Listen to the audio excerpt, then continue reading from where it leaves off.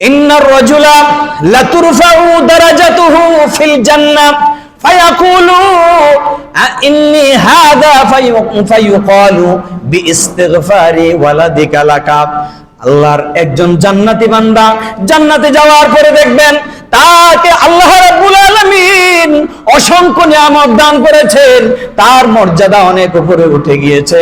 ওই জান্নাতি বান্দা বলবেন, আয় আল্লাহ, আমি তো দুনিয়াতে এত আমল করি নাই, আমার এত মর্যাদা ভালো কিভাবে?